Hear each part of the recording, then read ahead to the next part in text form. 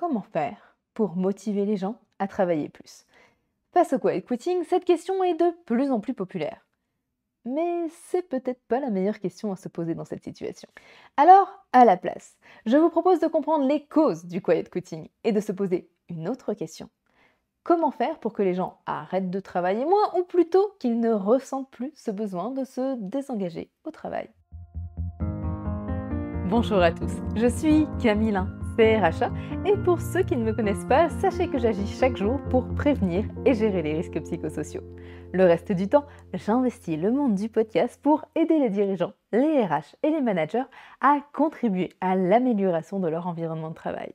Et aujourd'hui, je vous propose qu'on parle d'un terme qui a émergé il y a quelques semaines, un terme qui fait culpabiliser les employés de ne pas faire plus que ce qu'on leur demande. Ce terme, c'est le quiet quitting. Pour ceux qui n'ont pas entendu parler du quiet quitting, je vous l'explique en moins de 30 secondes.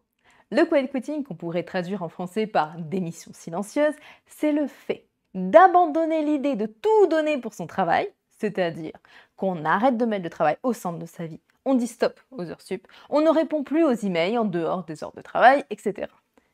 Voilà, c'est tout. Ce n'est pas plus compliqué que ça.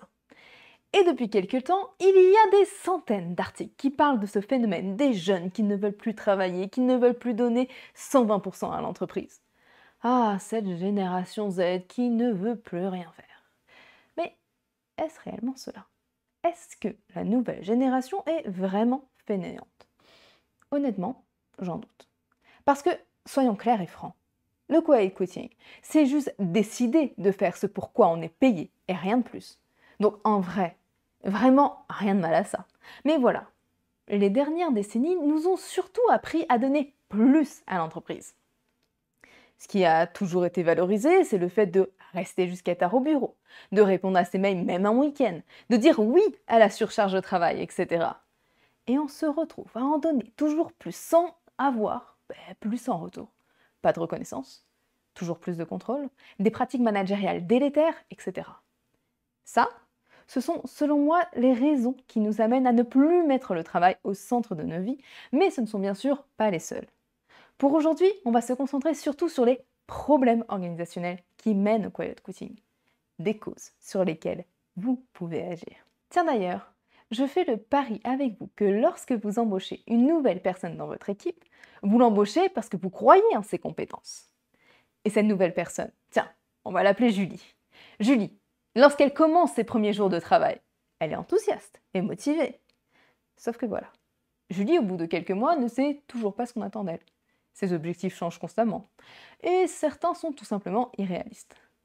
L'entreprise ne reflète pas non plus ce qui a été dit en entretien. Quant à la reconnaissance, elle est inexistante.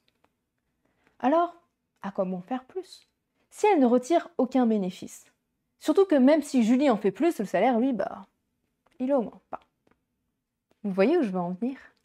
À la base, les gens sont motivés quand ils viennent travailler. Ils sont motivés à réaliser des choses. Je ne crois pas au fait que ce sont tous que des paresseux qui ne veulent rien faire.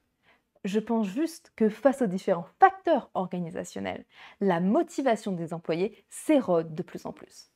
Alors, face au quiet quitting, plutôt que d'essayer de trouver des moyens pour remotiver les employés, les dirigeants et les managers devraient plutôt se concentrer sur comment arrêter de les démotiver. Et je vous assure que ça vous apportera beaucoup plus. Car la motivation est une chose que les gens ont déjà. Vos employés ont déjà de l'énergie, des idées, des talents qui valent la peine d'être partagés. Donc, maintenant que vous avez ça en tête, la question que vous devez vous poser n'est pas comment puis-je motiver mon équipe, mais plutôt comment puis-je créer un environnement de travail dans lequel les membres de mon équipe restent motivés. Et pour cela, je ne vais pas vous dire d'offrir des services de blanchisserie comme le faisait Google, non, c'était Facebook, comme le faisait Facebook, d'avoir des toboggans comme chez Google, ou encore d'offrir une cantine gratuite matin, midi et soir. Non. Ces avantages sont des faux avantages. Ils font souvent rêver, mais ils ne sont pas décisifs quant à la qualité de vie au travail des employés. Un management toxique reste toxique, même si vous n'avez plus besoin de faire votre lessive. Vous pouvez devenir un employeur désirable sans ces artifices. Comment? En respectant 3 besoins fondamentaux qu'ont les individus. Premier besoin fondamental, le besoin d'autonomie. Soit le fait d'avoir la possibilité d'agir en accord avec nos valeurs personnelles, de se sentir libre d'initier, de proposer des actions. Pour renforcer ce besoin, en tant que manager, vous pouvez par exemple vous demander si les membres de votre équipe ont une marge de manœuvre suffisante pour prendre des décisions de manière autonome. Deuxième besoin fondamental, le besoin de compétence. Soit le fait de se sentir efficace dans l'atteinte de ses objectifs. En tant que manager, vous pouvez favoriser cela en fournissant à chacun les moyens nécessaires pour accomplir leur travail correctement, en assurant une charge de travail raisonnable, en donnant des objectifs clairs, etc. Et enfin, troisième besoin fondamental, le besoin de relations sociales. Soit le fait d'avoir des contacts sociaux enrichissants, de sentir que l'on appartient à un groupe. Ici, vous pouvez par exemple renforcer les liens entre les membres de l'équipe en encourageant les rencontres informelles, en proposant des activités collectives pertinentes, etc.